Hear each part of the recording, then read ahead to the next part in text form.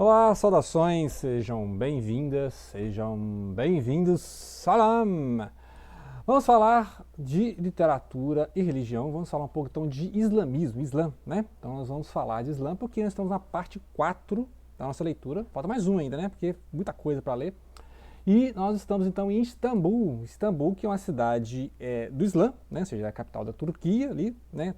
Turquia e Ankara, né? Duas capitais. É uma das maiores cidades ali da Turquia. A gente já falou da Turquia quando falamos do livro, né, Neve, do Omar Pamuk. Omar Pamuk é um escritor, grande escritor da Turquia. E lembrar que essa cidade antes era ortodoxa, né? Essa é Constantinopla, que já foi chamada de Bizâncio, o Império Bizantino. Então já falamos disso. Então a gente saímos de Moscou, falando dos ortodoxos, aí ela pegou o gancho, foi para uma cidade que foi ortodoxa, depois virou Islã, né, com a invasão lá dos otomanos, no século XV, não é isso? Então, a queda de Constantinopla, e aí começou então a cultura islâmica na região toda, e o Islã chegou até regiões da Europa, né, Balcãs e tal. Então ele vai, aí depois, essa parte do Islã a gente já começou a ver lá em Jerusalém, partes iniciais do livro, né, em Jerusalém, e depois no Cairo, que aí vai falar do Cairo, a questão do helenismo, a questão aquela transição da época dos faraós para a época helenista, né, a Biblioteca de Alexandria. Vamos fazer um vídeo sobre a Biblioteca de Alexandria, está prometido. Em breve faremos sobre essa época de transição. E depois o cristianismo, né? Tem a igreja cópita, né? A linguagem cópita e tal. Então tem toda a tradição da igreja egípcia diferente da igreja romana, por exemplo, né? E aí a gente viu no ortodoxo tem essas diferenças, né? A igreja da Síria, a igreja da Grécia, etc. Depois vai ter terceiras na Grécia aqui, porque ele vai passar depois de Istambul, ele vai para a África, em Senegal, depois ele vem para o Brasil, né? Ele vem até o Rio de Janeiro, e aí, dá uma pausa aqui quase. Então, voltando, ele vai passar então em Dakar, né, que era no Senegal, e também falando de islamismo, né, o Islã ali no norte da África. Lembrar que existiam populações que vieram do norte da África para o Brasil, né? Lembra da revolta dos malês, lá no meados do século XIX? Então teve essa revolta que eram aqueles escravos que, né, pessoal vinha da África, só que eles eram alfabetizados, eles liam o Alcorão, né? Então tinha esse conhecimento, eram bilíngues, porque tem essa tradição do Islã ali no norte da África, né? Ou seja, do Egito até a região ali do Senegal, Nigéria, etc. Né? E aí vai falar do sincretismo no Brasil e depois ele vai fazer essas afros, né? As religiões de matriz africana. Do Brasil ele vai para Nova York, né? Essa é a parte final do livro, né? Mas como é muita coisa, eu vou ter que dividir em 2 vídeos, então vai ser 5, né? Vai ser 5 vídeos. E aí ele vai para Nova York, vai estudar mais protestantismo, os pais fundadores, os puritanos, né? Os mormons, que aí vai continuar a história dos mormons lá em Praga, falando também dos guetos dos judeus, né? O Talmud, né? Que é a tradição judaica. E a reforma protestante, vai continuar o assunto da reforma protestante, ela vai desenvolvendo em blocos, né? Então vai ter a reforma protestante, e depois vai para Atena, né, a tradição filosófica da helenística, vai voltar lá no início, porque a família do Theo é de origem grega, né? E a avó do Theo, ela é ortodoxa, né? Então, ou seja, ela vai amarrando as histórias e termina em Paris, onde começou, vai ter, né, ao processo de cura através justamente do conhecimento, né? Porque o Theo é conhecendo mais sobre essas religiões do mundo todo, né? Então vai dando a volta ao mundo aqui, ó, ao mundo aqui. Então nós vamos sair, né, da África e chegar até o Brasil. Muito bem, então, como estamos falando do Alcorão, né, é a obra, né, assim, ditada ao profeta Muhammad, né, pelo próprio anjo Gabriel, e ele foi recitado. Então, Alcorão é a recitação. É o processo de recitação, por isso que é lido em árabe, né, que é uma língua sagrada, justamente por causa do Alcorão, e o Alcorão é sagrado também. Então é um livro sagrado, assim como a Torá, né? Assim como a Torá, os Evangelhos, né? Então o Corão é um desses livros que os islâmicos respeitam, né? Como livro sagrado. Só que o Alcorão é a mais atual, então é a mensagem mais atual e que tem várias, né, ideias do judaísmo e do cristianismo, né? Então, por exemplo, desenvolve-se muita ideia do inferno, a ideia do diabo aqui no caso, né? O Shaitan, né? Que seria não um anjo caído igual no cristianismo, né? Não seria um anjo caído, mas seria um dos djinns, né? Djinns que seriam seres que não são angelicais, mas são feitos de fogo. Os anjos seriam feitos de luz, né? E os djinns, ou gênios, seriam feitos de fogo, e enquanto os seres humanos seriam feitos de barro, né? São seres de barro, né? Então você teria os anjos, os djinns e os seres humanos. Os seres humanos e os djinns têm livre-arbítrio, enquanto que os anjos não. Então os anjos só podem adorar a Deus, não podem, né? Acontece que quando o ser humano foi criado, foi apresentado aos outros seres da criação, eles reconheceram a criação divina e tal, só que o tal do Shaitan, né? Ele, o chamado Iblis, né? Chamado de Iblis, ele não aceitou, né, se curvar perante o barro, então ele se tornou inimigo dos homens. Não fala que ele é inimigo de Deus, né? Porque na verdade ele não tem poder que Deus tem. Então não é um dualismo, né? Igual teria no maniqueísmo, no zoroastrismo, né? Que é a ideia de dois poderes, ou então esse poder que o diabo, né, tem no cristianismo, né? Que é assim que ele interfere no poder de Deus, interfere no plano divino, né? Ele seria inimigo de Deus e dos homens, né? Aqui já é um pouco diferente. Aí seria a ideia de que ele é inimigo dos homens e não inimigo de Deus, exatamente, porque ele está sob o poder de Deus, né? Então tudo que ele faz está sob a vontade divina, né?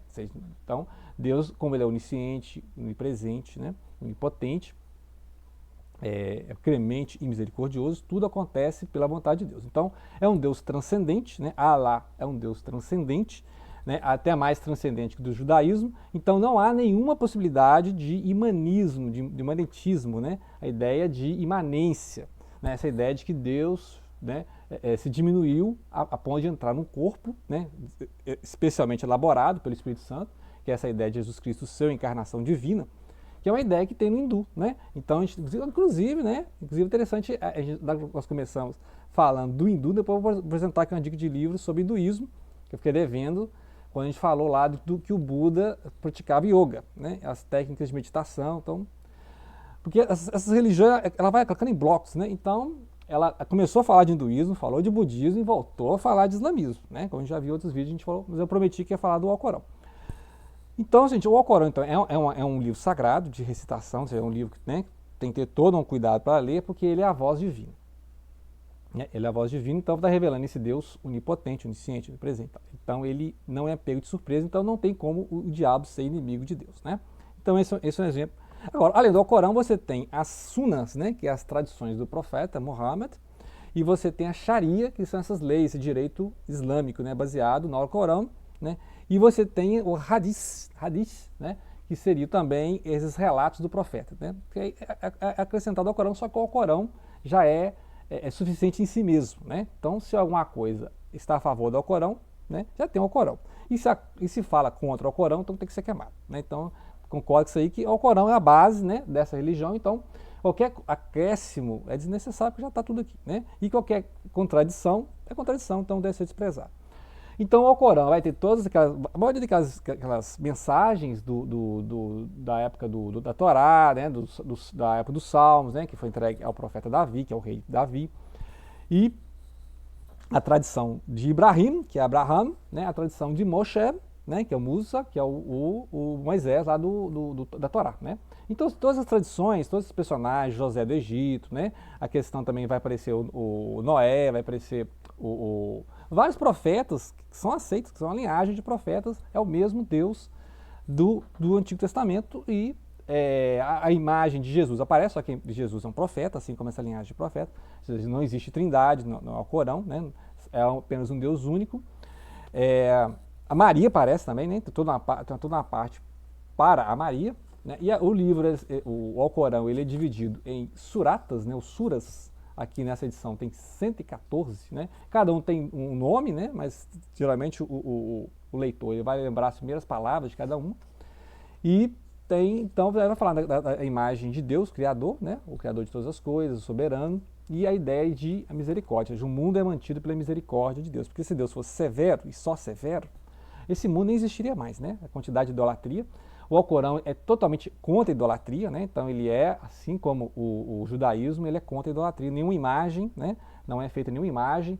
O único trabalho artístico que tem em termos de islamismo é a arquitetura e a caligrafia, né? Essa beleza da escrita árabe, né? Assim, as palavras árabes, as letras do alfabeto árabe. Então são usados para ilustrar o Alcorão, né? Então fica a dica de preciso ler, né?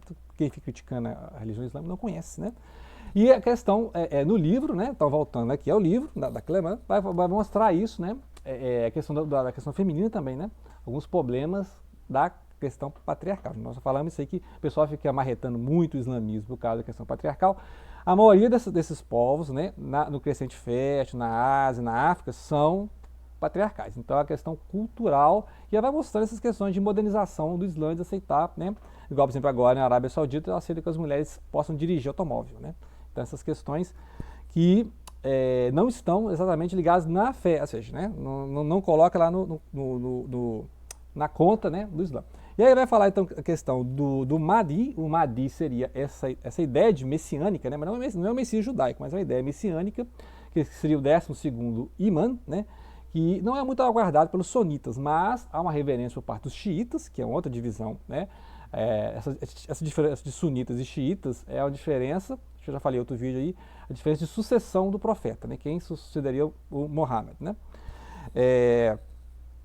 E tem a questão dos sufis. Aí vai mostrar lá as danças derviches do sufi, né? Lá no Istambul, que são uma celebração coletiva, né? Uma dança em que eles ficam rodopiando, e isso é uma forma de meditação em movimento, né? Assim como você tem o Tai Chi lá no Taoísmo. Então você pode meditar zazen, ou seja, sentado, né? Em posições específicas no yoga, né?